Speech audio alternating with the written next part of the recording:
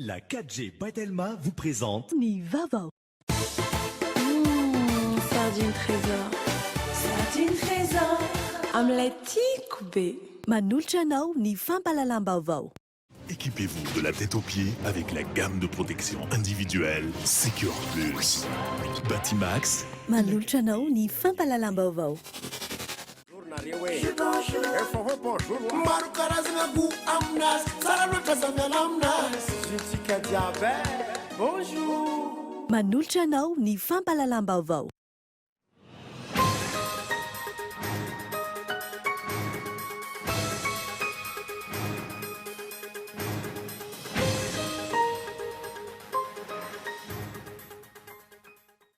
Andraisan'ny eo anivon'ny ministera ny serasera sy kolontsaina fepetra avokoa ireo ana manjery tsy manaradarana araka nambaran'ny minisitra tompony andraikitra tamin'ity androany ity. Ankalazaina isaky ny andron'ny 20 martsa ny andron'ny francophonie niompana tamin'ny vehivavy sy ny tanora amin'ny asa endraiketana eto Madagasikara ny loha hevitra ho fankalazana tamin'ity androany ity. Tsy mifanalavitra amin'ny fampiasana loharanona angovo sy akora fandrehatra hafa ny fandanian'ny tokantrano mampiasa arina fandrehatra manodidina ny 2,000 isam-bolana ny elanelan'ny vola amin'izany. Fanokafana ny tampilalaovana sport auto miaraka amin'ny club TMF Rally Totosaina ny faran'ny herinandro rao ny andian'ny faharoa amin'ny slalom Insa Eniva. Maresaka iraisam-pirenena tsy mitsaha mitombo ny sany maty any Mozambika tao aorian'ny fandalovan'ny rivodoza Iday. Misy araka izany 3 andro anatanterahana fisaonana nasionaly.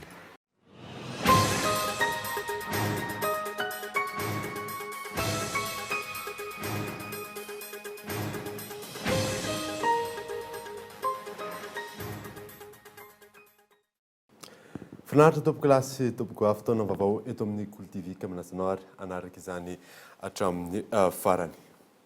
Nanomboantsika ny vaovao dia ny farim-pifidianan'ny mahajanga voalohany sy Ambatondrazaka ny maro indrindra ireo kandidà nirotsaka fidiana solombavambahoaka. Mahatratra 12 izany ho an'ny mahajanga voalohany, 7 kosa ho an'ny Ambatondrazaka. Rarsoana ihany.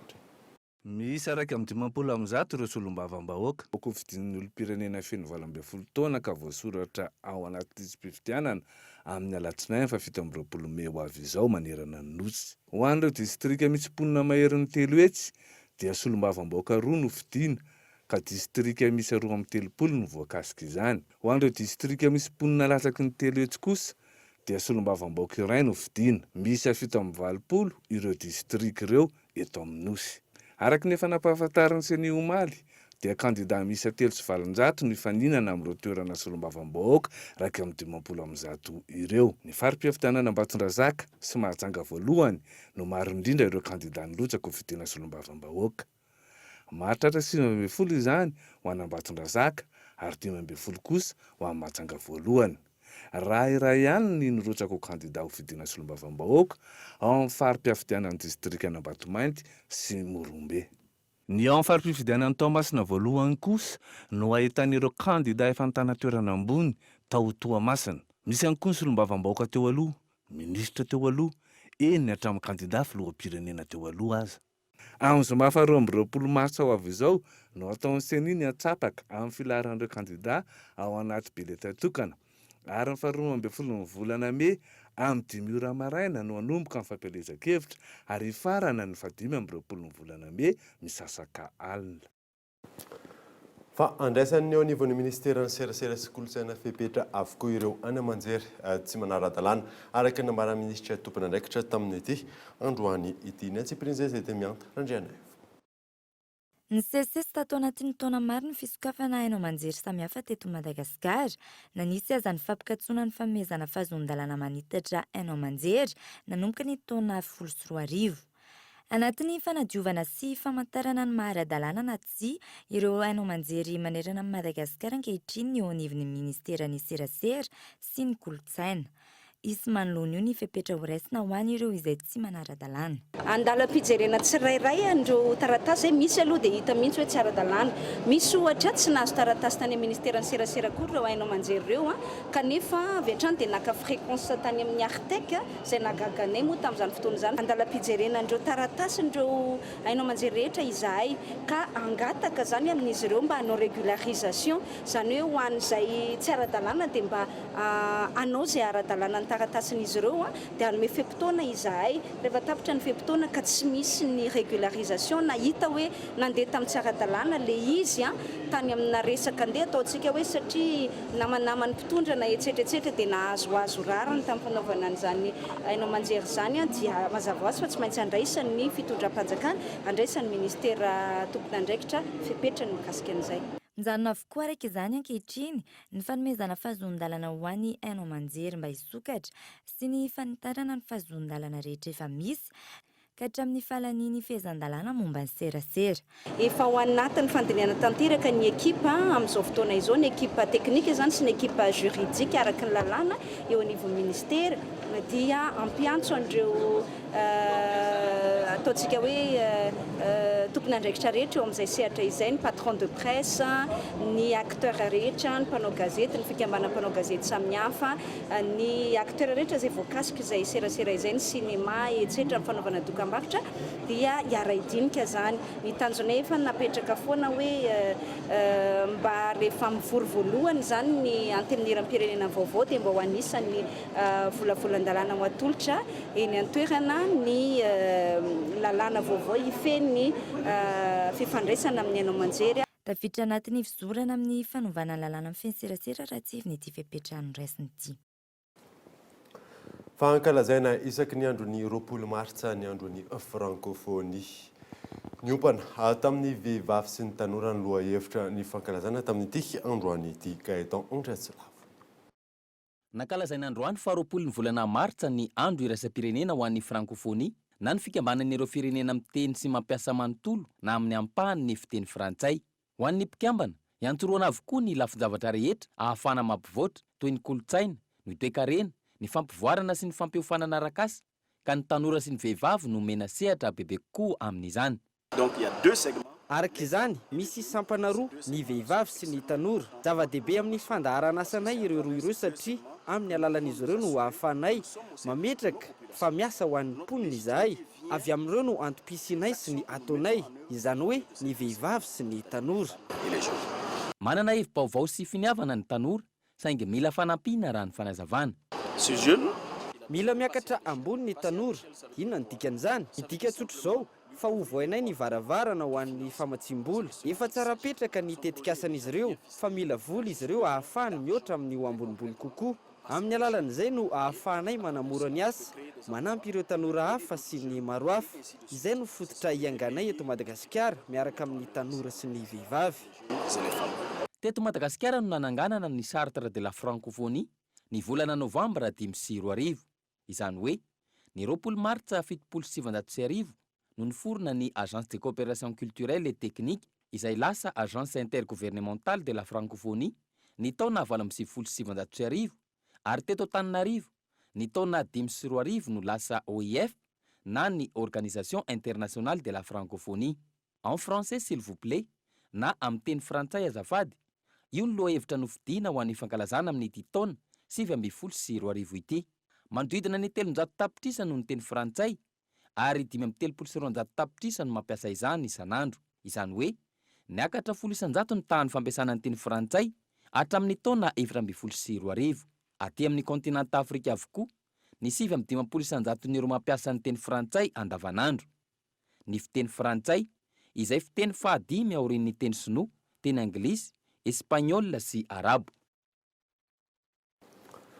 Fa vehivavy malagasy miisa 25 miasa any Koweït no averina tsy misy atakandro eto Madagasikara. Izay ny tapaka tao aorian'ny antso ny fanaovan'izy ireo tamin'ny filohan'ny Repoblika Andry Rajoelina Alina. Michel Arnaldo.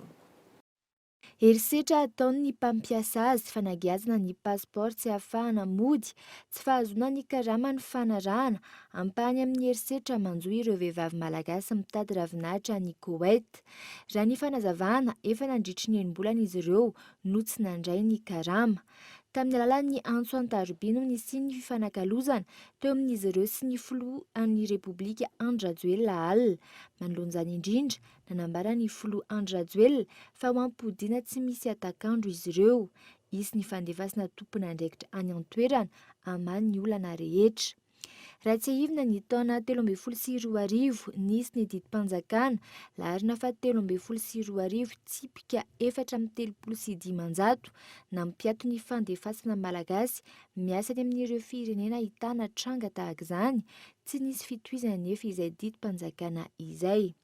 Raha ny fanadihadiana, isy ny fandrafetana ny fifanarahana eo amin'ny fiara-miasa eo amin'izay sehatra izay miaraka amin'ny Liban, Koweït ary Arabia Saodita, atrikasa izay hoatrehan'ireo tompon'andraiki-panjakana voakasika izany. Andrasana araka izany ny toin'izay. Fateboka maro no tokony hojerena mandritra ny famolavolana ny teti-bola-panjakana sy mpantsiana 2024 ny fiarahamonim-pirenena aroy. Mangataka koa ihany koa izy ireo amerenana ny fandiniana izany. Miantarandriana. Ankoatra ny fampifanarahana ny politika mpanjakana amin'ny teti-bola-panjakana, tokony ampifanarahana amin'ireo laharam-pahamehana amin'ny fampandrosoana ny firenena ihany koa ny LFR 2024 na ny teti-bola-panjakana 2024 hoy ny fiarahamonim-pirenena. Sehatra maro ny voakasika izay. Ny anay moa izany zavatra tena nasiana tsindrim-peo. Misy maromaro moa izany izy efa angamba ny vitsivitsy no lazaiko eto. Dia voalohany no mikasika ilay hoe fiahiana ara-sosialy. Io izany dia tena mihitsy ny hoe tokony hisy vola bebe kokoa no alefa amin'io ilay fiahiana ny ara-sosialy indrindra fa ho an'ireo tena mahantra fanabeazana. Fanabeazana fototra zany, io koa zany efa tena efa taonany maromaro izay no mangataka foana izay hoe marina fa mitombo raha mijerena ny vola dia mitombo le izy fa tsy mbola tratra zany le tanjona, zany hoe nisy fifanarahana meken'ny fanjakana malagasy hoe tokony eo amin'ny 20 isan-jato ny teti-bola-panjakana dia tokony atokana amin'ny fanabeazana, nefa hatramin'izao zany mbola tsy tonga hatramin'izay. Hatramin'ny faraika amin'ny 30 volana martsa no manatanteraka izay famolavolana ny teti-bola-panjakana 2024 izay ny eo anivon'ny ministera tsirairay ary any amin'ny 15 volana aprily kosa no tokony voan'izay ofisialy. Mangataka ny sy ny fionana faharoa ankilan'ireo firaisamonim-pirenena mialohan'ny voan'izany. Raha iverenana, omaly nisy ny fankakevitra ny fiarahamonim-pirenena mikasika ny loi de finance rectificative 2019 izay nentina nanangonana ny hevitra sy ny fijery ary ny fanamariana avy amin'ny OSC. Eske izay voalohany teto amin'ny firenena. Izay ivona fa vinavinaina isy fitombo-karena vaobe 5,1 isan-jato sy 4,7 isan-jato ny fitombon'ny vidim-piainana ary 3,5 isan-jato ny fatiantoka ara-bola ho amin'ny ity taona 2024 ity. Fa manomboka mandray ny raharaha voasaringotra mpitantana teto amin'ny tany sy ny firenena ny Haute Cour de Justice. Dingana maro no tsy maintsy arahana amin'ny fitsarana azy ireo raha ny fanazavana ampahalalana iray izay nanaovana fanadihadiana. Henri Flora. Raharaha miisa 470 no niraisiny eo anivon'ny HCJ na ny Haute Cour de la Justice ankehitriny. Misy amin'izy ireo ny raharaha makasika ny mpitantana teto amin'ny tany Repoblika ny Madagasikara teo aloha. Ny misongadina amin'izy ireo dia ny raharaha famarotana ny Villa Elisabeth Tsitsivandry na ny propriété Saint-Antoine 4 trano fonenan'ny filoha teo aloha Zafy Albert. Eo ihany koa ny raharaha fandorona tota taratasy mpanadinana teny amin'ny ENMG. Dingana maro no tsy maintsy arahana amin'ny fitsarana mpitantana ambony teto amin'ny firenena tahaka izao raha ny fanazavany ny mpahelalana. Nasian'ny ministre rendray zao any amin'ny Haute Cour de Justice napetraka fitoriana any amin'ny parquet général, dia parquet général andray mijery an'izy mandefa azy makany amin'ny député. Dia député zany mifidy indray rehefa eo ny ao indray dia majorité plus une ny zareo momba ny ireo olona hafa ankoatra ny président de la République. Le pouvoir namen'ny député ny président tsy afaka manoro an'le lalàna hoe napetraka amin'ny haute cour de justice satria iny logiquement le loi organique iny fa le président zany les lois normales le mandeha isan'andro reny izy zany fa tsy loi organique tsy maintsy miandry ny assemblée ihany koa vao afaka maintsy andreo ministre reo sy ny olona sasany reo satria mbola tsy eo zany assemblée nationale zao fotoana zao dika zany mbola tsy azo tsisy mbola tsy afaka mihetsika zany ny haute cour de justice. Tokony ho isy ny fanavaozana ny lalàna efa misy raha ny fanazavana trany mba tsy hampitarasoka ny fitsarana mpitondra ambony tahaka izao. Ho an'ny ministre zany premier ministre ny président de chambre sy ny retraretreny le hoe la moitié plus une majorité absolue mbola sarotra ihany zavatra zay ka za mietreritra hoe tokony ho jerevana ihany io réviseny io lalàna io satria efa nanao tsy mety le président efa nanao tsy mety le ministre efa manao tsy mety le olona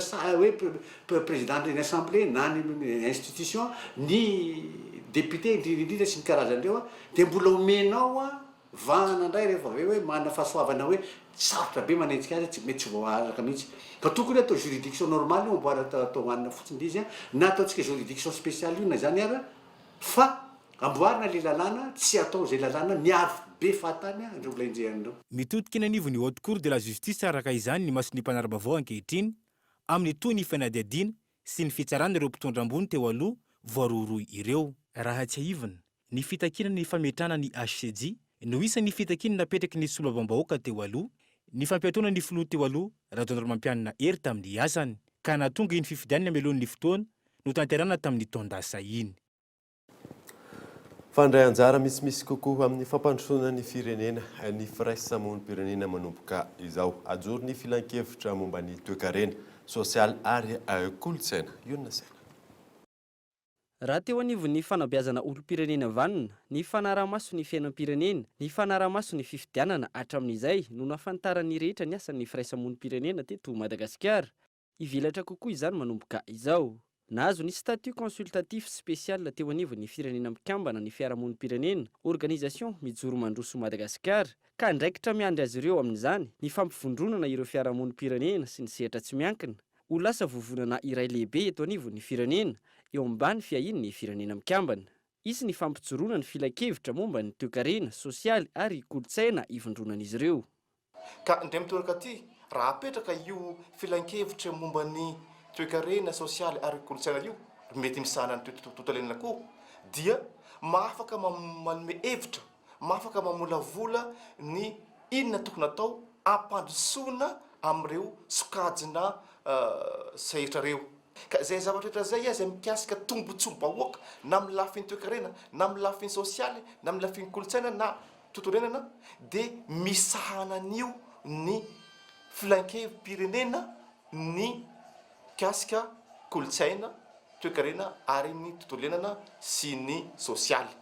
Isy arak'izany raha mipitso ny atrikasa ho tanterana eny amin'ny foibe toerany firenena mikambana eto Madagasikara eny Andraharo ampifondronana ny fiarahamonim-pirenena sy ny sehatra tsy miankina.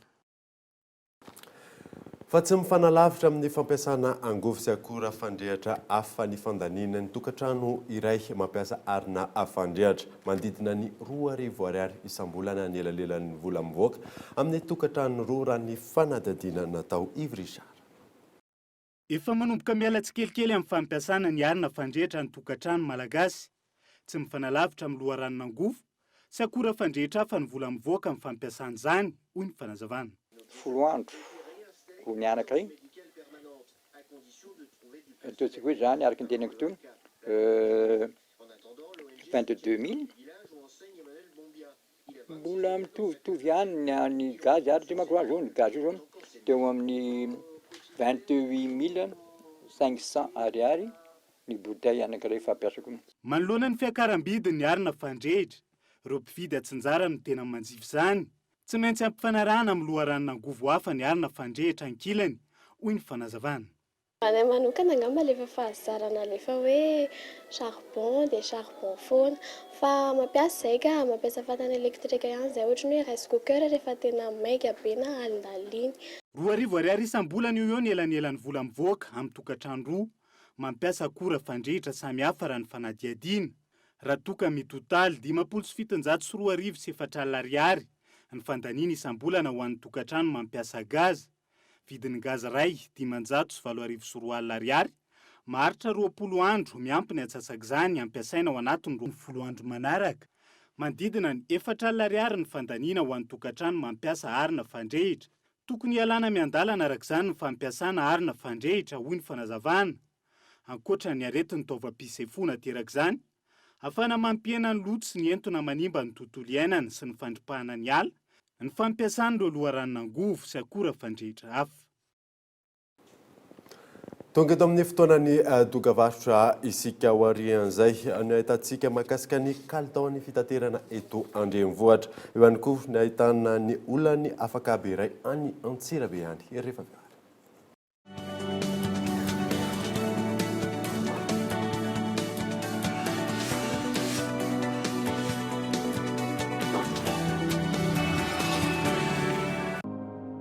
Je suis bien, mon argent est sécurisé.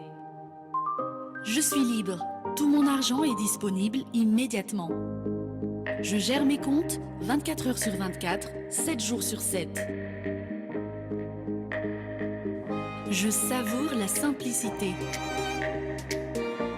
Je profite de tout faire avec mon téléphone. J'ai du temps en plus pour les miens. J'adore chaque instant. Je suis gagnant sur tous les plans. Mvoul to Bank, Bank to Mvoul. Tout mon argent disponible à tout moment, gratuitement, où que je sois, pour toutes mes actions. Rendez-vous vite dans votre agence BNI et BOA Madagascar. Mvoul, simple, immédiat, sécurisé. Bonjour. Bonjour. Je suis en poudre à mon sachet, dans la riche en vitamine C. Bonjour. Bonjour. Bonjour. Bonjour. Mon patanzaka, zem suta samba samba cha. Bonjour. Bonjour Nariwe. Bonjour. Bonjour. Maru karazina gu amnas, saralota zamyan amnas. Jitika diabet. Bonjour. Briquet Bic. Comptez sur Bic. 3000 allumettes équivalent à 2 briquets sans marque ou à un seul briquet Bic Maxi. Briquet Bic. Comptez sur Bic. Faites le calcul. 3000 allumettes équivalent à 2 briquets sans marque ou à un seul briquet Bic Maxi.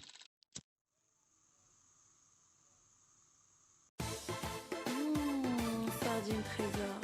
Sardine trésor. Sardine trésor.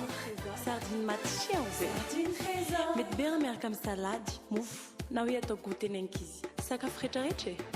Hasoandrala ela miaraka amin'ny tsakitsaky. Sardine trésor. Qualité-nazy ao tsara. Riche en oméga. Ilaina be rehefa mifety a. Indrindra moa fa miaraka amin'ny fianakaviana. Sardine trésor. Amin'ilay tiako be.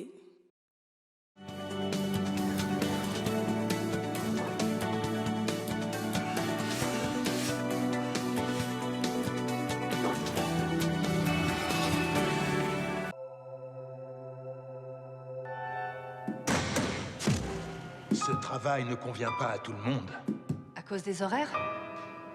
Parce que vos seuls collègues sont des cadavres. Alors vous avez eu des problèmes? Oui, j'ai eu des problèmes. Mais ça va beaucoup mieux. Bienvenue dans l'équipe. C'est la nouvelle? Mégane!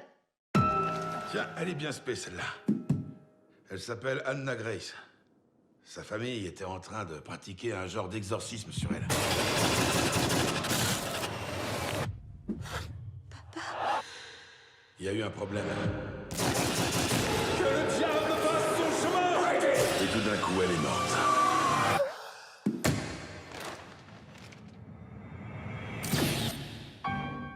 Tu sais ce qu'on dit? Si un exorcisme n'est pas terminé, le démon trouve un autre réceptacle. Pour moi, quand on meurt, on meurt. Point final. Alors, t'es partante? Ouais, ça ira.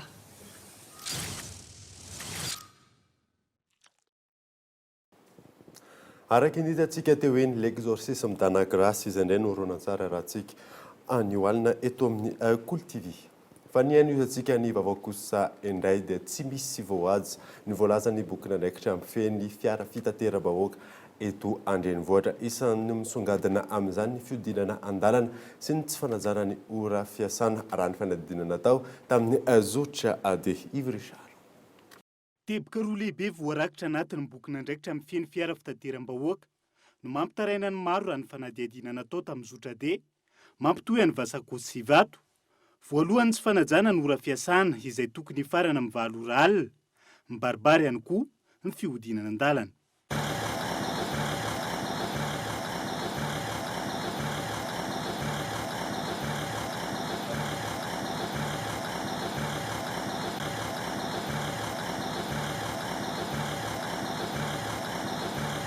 Ankoatra ny fanavoazana ny lalàna amin'ny feny boky nandraikitra sy ny famaritana mazava, ny andraikitra ny mpisehatra isan'ny tokony, misy ny vahaolana ho fanatsarana ny asa fitaterana, hoy ny sekretera jeneraly ny komuna Ivato. Resahantsika ohatra hoe ny cadence, hoe isaky ny 10 minitra na isaky ny 15 minitra ny tômôbila dia efa tokony haingana feno na tsy feno. Raha ohatra ka asiantsika traceur GPS daholo ny tômôbila miasa dia hita daholo ny modina an-dalana.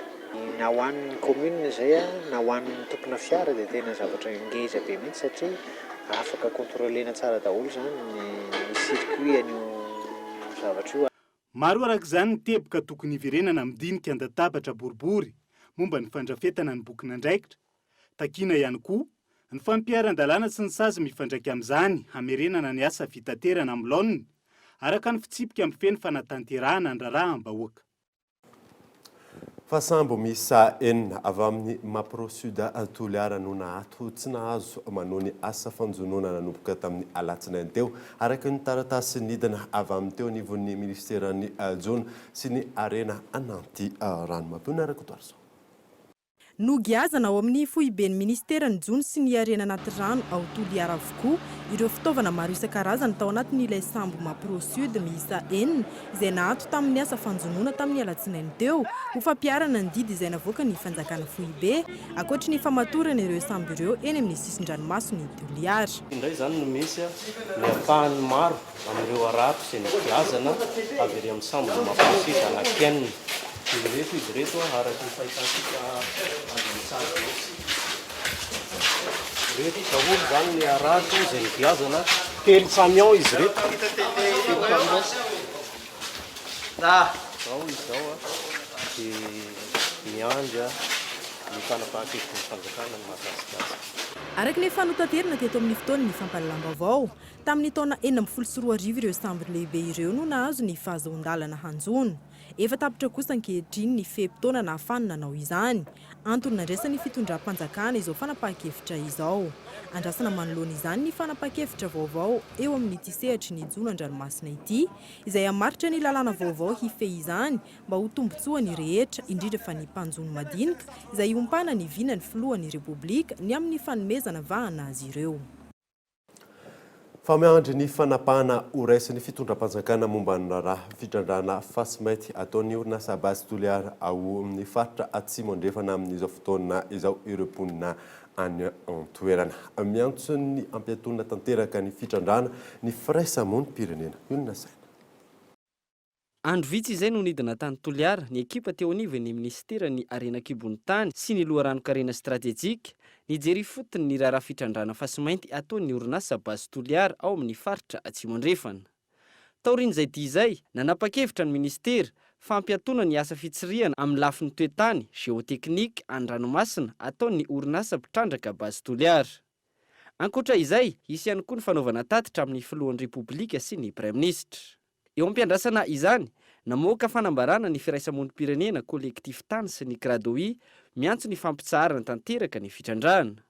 Isan'ny antony hitakin'izy ireo izay fampitsaharana izay, ny aya ny amin'ny mety ho fiatraikany ratsy amin'ny fahasalaman'ireo mponina miaina manodidina ny fitrandrana. Eo ihany koa ny fahaverezan'ireo sehaim-piarina maro raha tsy ilaza afa-tsy ny Jona. Ny Toliara Saints izay tsy nahazo ny fankasitrahana avy amin'ny vahoaka raha nanao ny consultation publique ka nivarotra ny ampahambola tamin'ny tetikasa ho amin'ny base ressource izay lasa basy Toliara ankehitriny. hatramin'ny volana décembre 2017 zany a dia le hoe WTH no tompon'ny petrabola tao amin'ny tetika asa fitrandrahana Toliara Centre. Nanomboka tamin'ny décembre 2017 dia nividiny base ressource izay orinasa mpitrandraka australiana ihany koa tamin'izay fotoana izay 85% ny petrabola no novidiny. Dia nanomboka tamin'izay zany novana ny anaran'le tetika asa fitrandrahana hoe novana hoe base Toliara fa tsy natsonatsony hoe Toliara Centre. Andrasana araka izany izay fanapa-kevitra ho raisin'ny fitondram-panjakana momba ity raharaha-pitrandrahana fa sy mainty ataon'ny orinasa base Toliara ao amin'ny faritra Atsimo andrefana ity. Ijanona eo amin'ny fampiatona ny asa fitsirihana amin'ny lafy toetany géoteknika an-dranomasina ny orinasa mpitrandraka ihany ve sampitsatra tanteraka ny fitrandrahana. Fampiasa manodidina ny 4,000 amin'ny orinasa afakaba iray ao Antsirabe ny atahorana ho very asa amin'izao fotoana izao. Antony mety atao lavanty avokoa ny fitaovan'ny orinasa noho ny tsy fankazahoana eo amin'ny orinasa sy ny tompon'ny tany. Gaëtan Andriatsilava. Ny alatsinainy ho avy izao ny voalaza fa atao lavanty ny fitaovan'ny orinasa afakaba iray ao Antsirabe rehefa natao sezi. Io orinasa io izay mampiasa tanora mihoatra ny 4,000 ao an-toerana. Raha ny loharanom-baovao azo, tsy fifankazahoana eo amin'ny orinasa sy ny tompon'ny tany nisy ilay orinasa teo aloha no anton'izany. Raha ny tantara, ny taona 7 no nanao fanarana tamina olona iray mandritra ny 7 taona ny orinasa. Ny taona 2012 tsy tapitra akory ny 7 taona, nanapaka fanarana ny mpanofa izay izao ny Fransa mpanao akanjo ba ary nilaza fa iova-toerana ary nampandre ny tompo-trano enim-bolana mialohan'ny alany. Ny taona 2012 io ihany tsy nanaiky ny tompo-trano ka nampiakatra ny raharaha. Voalaza tamin'izany fa simba ny trano ary nitaky-onitra izy tamin'izany fotoana. Resy nefa ny tompo-trano ka nampiakatra indray ny raharaha ny taona 2012. Nivoaka ny didy izay nitaky-onitra 470 tapitrisa ariary tamin'ilay orinasa ary 420 tapitrisa euro ho fatrano 5 taona ambiny tamin'ilay fanarahana. Nangataka pilina na pourvoir dans l'intérêt de la loi indray ny orinasa taorian'io saingy noho ny fandebiasa-pahefana tsy nahazo izany izy ireo. Nisy araka izany ny fanaovana sezi ireo fitaovan'ny orinasa ary ny alatsinainy izao no atao ny lavanty. Raha piarina araka izany ny didy, ikatona ny orinasa ary piasa 4,000 eo no very asa mivantana. Lafim-baovao hafa kosa indray dia zaza iray amin'ny zaza 500 teraka no manana olana amin'ny mpamindrana noho ny hifadia tongotra hatrany Akibondrany eto Madagasikara. Tsy voatery andalo fandidina nefa fitsaboana izany raha ny fanazavana azo mampiona rakotarozao. Betsaka ny ray aman-dreny no miazakazaka amin'ny fandidina avy hatrany eo anatrehany tsy fahatomombana ny endriky ny tongotry ny zaza iray. Azo tranona tsy mandalo fandidina nefa ny fitsaboana amin'ny vady tongotra eto Madagasikara ankehitriny raha ny fanazavana azo teo anivony isam-pandraharaha miandraikitra ny fiarovana ny olona marefo izay nanamafy izany androany. Voafetratra amin'ny 7 taona ny fotoana ahafana mitsabo izany. Fivadian'ny tongotra izay mahazo ny zaza iray ao anatin'ny zaza 500 teraka eto Madagasikara. Raha ny zaza nitsaboana zany hatramin'izay zany raha ohatra ka maharaka tsara ny ray aman-dreny izany hoe maharaka amin'ny fitsaboana hatramin'ny voalohany ka hatramin'ny farany dia sitrana tsara mihitsy ilay zaza afaka ohatra ny tongotra zaza rehetrarehetra mihitsy zany ny tongotra ny zaza manao pied-bot. Ny mahasamihafa azy fotsiny dia ny tongotra pied-bot zany dia tsy hitovy mihitsy aloha amin'ny tongotra normal fa tsy maintsy misy foana zany ny mahasamihafa n'ilay tongotra pied-bot sy ny tongotra tsy pied-bot. Kanefa tsy midika izay akory ny tsy afaka manao an'izay zavatra ataon'ny ankizy rehetrarehetra izy raha tianao baolina izy afaka manao baolina, raha hiazakazaka izy afaka mihazakazaka, izany hoe vitany daholo ny activité rehetrarehetra fa mety mahasamihafa azy fotsiny amin'ny paozin'ny tongotra sy ny halavana. Nanomboka tamin'ny taona 2012 no efa nanomboka niditra teto Madagasikara ny andrana ao amin'izany fitsaboana amin'ny vady tongotra amin'ny alalan'ny Ponsety, fitsaboana izay ilana faharetana saingy azo antoka tokoa raha ny fanazavana hatrany. Anisany mahatonga ny zaza sy ny olona iray rehefa eo anatrehany fampiasam-batana ny aretina amin'ny vady tongotra. Kilema tsy mifindra, matetika vokatry ny tsy fahatomombana ny voka na ny fahasarotana eo ampitondrana voka no miteraka ity olana ity. fa fanokafana ny fitaopilalaovana sport auto miaraka amin'ny club TMF Rally totsaina ny farany herinandro zao ny andian'ny faharoa amin'ny slalom wins eny Ivato. Michela Ranarjo. Ny 13 sy ny 14 martsa izao no isokatra ny fitaopilalaovana sport auto miaraka amin'ny club TMF na ny team Mika Faniry. Isarak' izany ny andian'ny faharoa amin'ny slalom wins eny Ivato amin'ireo andro ireo. Mandina ny 30 ireo mpilalao amin'izany ary maro ny fanavaozana natao anomezana fahafapo ny mpilalao sy ireo mpanotrona. Io manomboka amin'ny sivy eo manomboka ny visite teknika sy ny rehetrarehetra dia amin'ny folo sasany any manomboka ny essai angamba tsy diso ahako.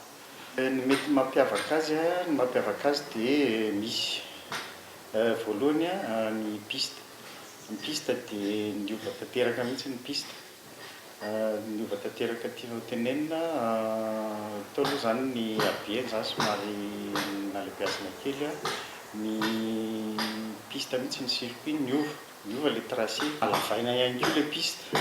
Nalavaina eo amin'ny 7 metra latsaka kely eo. Dia ny faharoa ny parc fa ny position de départ tamin'ny taloha zany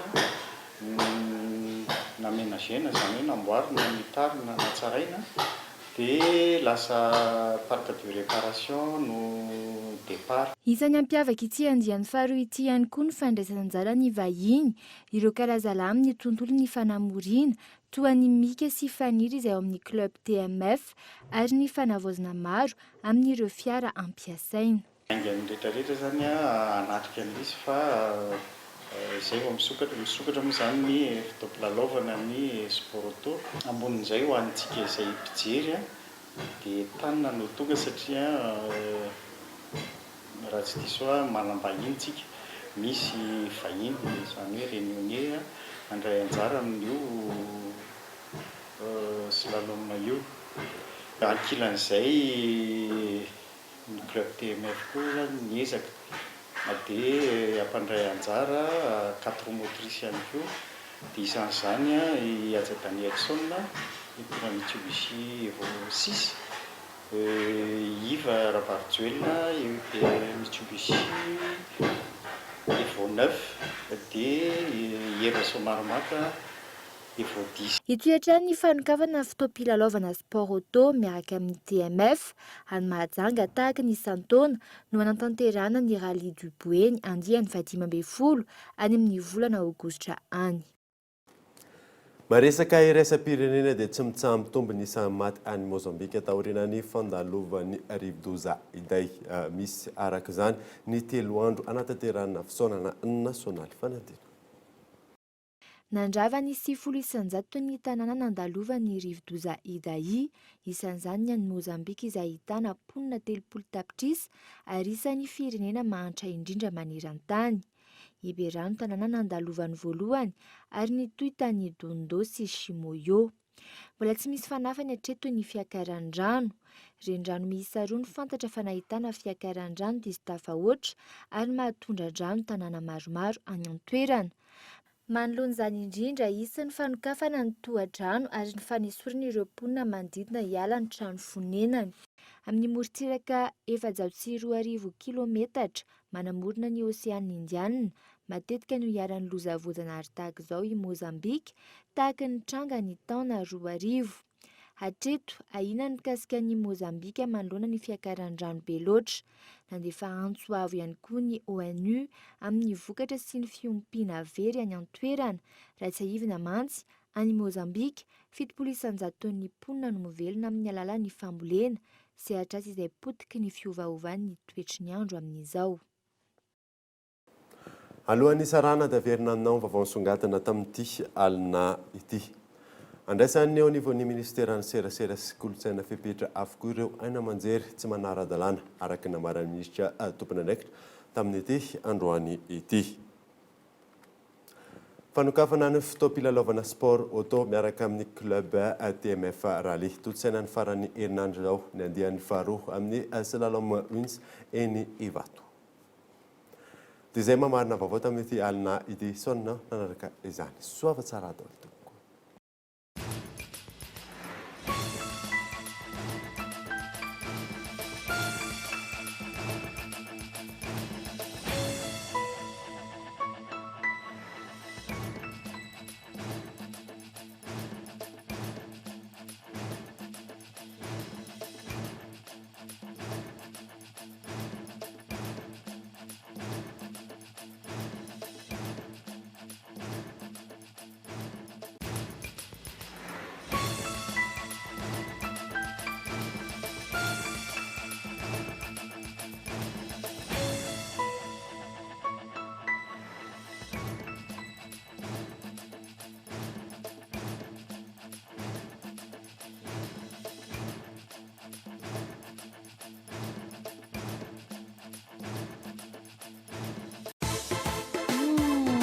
Sardine trésor.